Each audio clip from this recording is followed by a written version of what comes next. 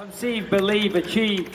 This is former UFC middleweight champion of the world, Michael Bisping. Paddy the Baddy here. You're listening to Combat Sports UK. And you're watching Combat Sports UK. All right, I'm here with Chelsea Chandler, who is taking on Norma Dumont at UFC Vegas 77 on July 15th. How are you, Chelsea? I'm good. How are you? Very well, thank you. I just wanted to start off by asking you a bit about your UFC debut. As far as debuts go, it couldn't have gone much better, right? I mean, can you talk me through it a little bit? Yeah, it was a great fight, and I had plenty of time to prepare and cut the weight. And I honestly, I feel like Invicta prepared me for that. You know, Invicta's a great organization. All the media and all that stuff is just the same as the UFC. So I really didn't have any jitters when I went in the cage. And it also helped that Zuckerberg, I don't know if he rented it or whatever, but there was nobody there. So it was like I was just another day at sparring. It was pretty cool because every punch that I landed, it sounded so just hard and strong, and it gave me a lot of confidence, and I was really proud of my performance. Yeah, a lot of people say that when they're in the apex, you can hear the shots a lot more. But yeah, it didn't look like you had any jitters. I mean, you did look confident.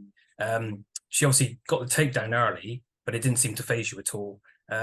You didn't really seem to get into any jiu-jitsu with her. I mean, you just went for the striking basically straight away, and then was your plan to kind of finish her with strikes in the bottom? It was when we were training. We did a lot of situational stuff in the guard, you know, keeping her straight and not getting an angle. And you could see from all her fights, that's really what she focused on. But we focused on it, worked on it. And then I really enjoy striking. I don't really use my jiu-jitsu in a ton of my fights, but I love jiu-jitsu. Like, it's one of my first loves of martial arts. So when I don't get to use it, you know, it kind of sucks, but I was real happy with but we planned to keep it standing, to be honest. And with all the stuff on the ground, like you see from the first one, I got up, and it's not like I was scared to go on the ground with her, but I knew I was much better than her standing. So I figured take her where I'm best. Yeah, I mean, when you were standing, I mean, you did look like you were the better striker. I mean, she was starting to kind of wilt under the pressure and the power of the shots. I mean, you could see the difference in power, I think. And I think is that the kind of style you're going to bring to the octagon on a regular basis? Yeah, no, I hit really hard. I have the best boxing coach, Felipe Martinez, and I've worked on boxing a lot. When I box, I do 5-minute rounds. So I've conditioned my body to be able to handle 5-minute rounds of just punching. So and my back muscles, I feel like I got that from my mom. They're pretty well developed. So I think I hit harder than most girls. Yeah. What did you really learn about yourself? Like you said you didn't have any nerves or anything like that, but what did you learn about what you're capable of and for the future, really? Geez. I don't know. I went in that fight and I knew I was going to win and have confidence in myself. I feel like it's more of what did the world learn, you know? Like I always know that I'm prepared to go and fight the best in the world. It's just convincing everybody else that that's the truth. Sure. And talking about a bit about Norma Dumont, your next opponent, I think it's quite good matchmaking, really, and the stand-up could be fun. It could be a war.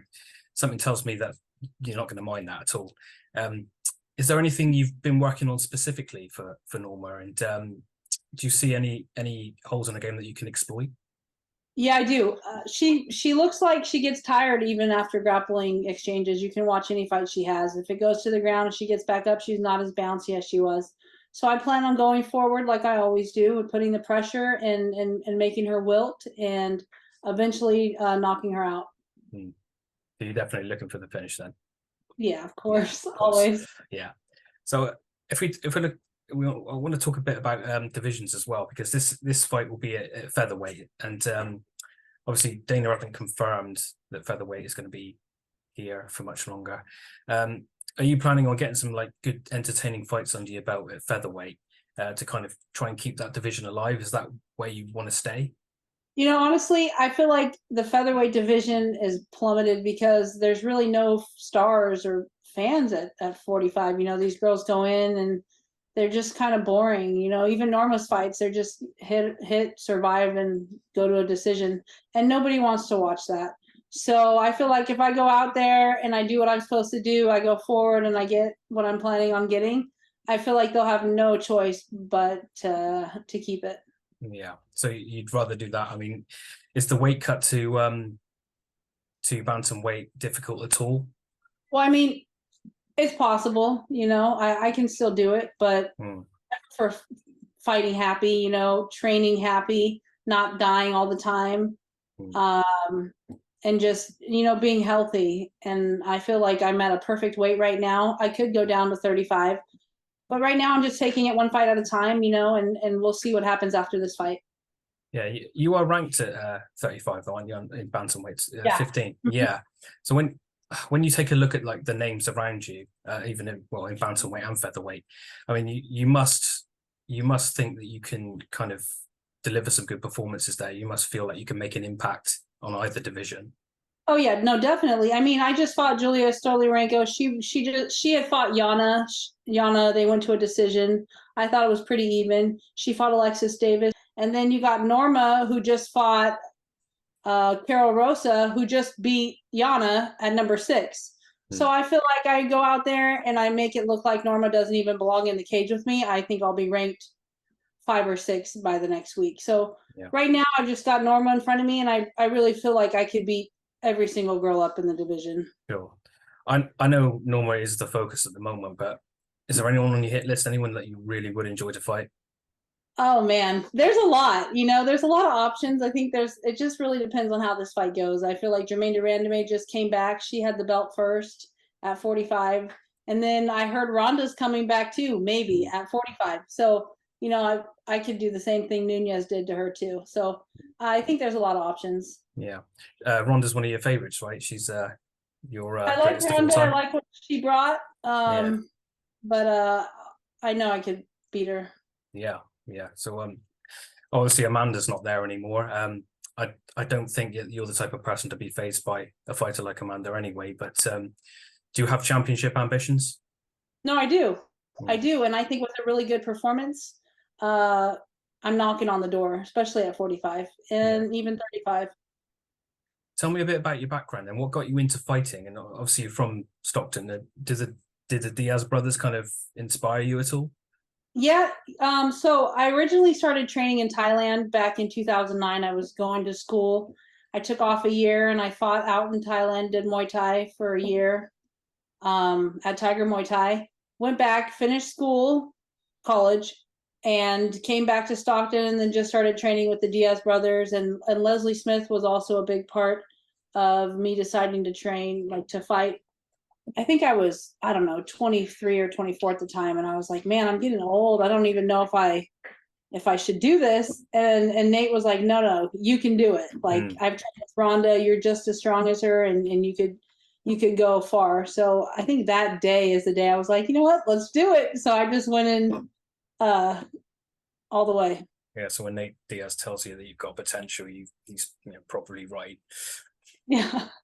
Must have been really good to hear. So you're on the main card for this one, and Holly Holm is headlining. She's done some incredible things for women's MMA, including that head kick KO that we all remember against Ronda. Are you excited to be sharing the card with her? I mean, I'm kind of whatever with Holly. I mean, it's kind of Holly's, I feel like, on her way out, and I feel like we could have maybe got a better main event, but you know, it's all right. I'm excited though for this fight, and I think it's a really great card to showcase my skills, because I feel like there's not a ton of stars on this card, so it'll be real easy to, you know, please the fans and catch notice, especially with the card being at 7 p.m. and not 1 in the afternoon. Yeah, of course. So I think it sounds like you would be pretty good fighting in front of a crowd as well. I mean, you must be looking forward to getting into an arena and, you know, have fans. Because obviously you've not experienced that in the UFC yet. You must be super excited about that.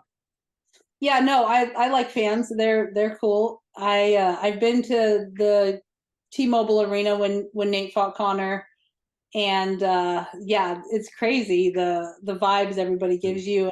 And I've heard from a lot of fighters that you can feel like the cage shaking, you can feel the energy. So yeah, I'm excited for that. It'll be fun. Like one of my fights, I had a ton of fans there. I think it was the Brittany Victoria fight. I think it was like 1,000 people or something, and it was real small, but it was loud. And I think I did fine under that pressure. So T-Mobile probably wouldn't be too much more worse. No. Well, I think with another big performance, I mean, it's not going to be long, right? I mean, you can see yourself on a bigger card next time, and the more wins you get, I mean, the more you get put up the rankings, and who knows? It won't be long till you get a main event spot. And is that your goal? I mean, things could happen after this fight that I could have a main event, and you see it with a lot of girls. I mean, even this chick that's on the main event now, she's what, number 10, and she's fighting Holly Holm. So I feel like the talent pool isn't really that deep, and there's a lot of options really early. You just got to be prepared and train all the time, and that's what I do. So I'm ready for whatever is going to happen, and I'm excited for what the future holds. Brilliant. Chelsea, I won't take up too much more of your time, but I just really want to say thank you so much for joining me. I really appreciate it. And I wish you good luck on the 15th, and I wish you good luck for the future as well. You seem to be, you're an exciting fighter. We all know that already. And I think the women's divisions need more fighters like yourself. So thank you very much for joining me tonight. Thanks for having me.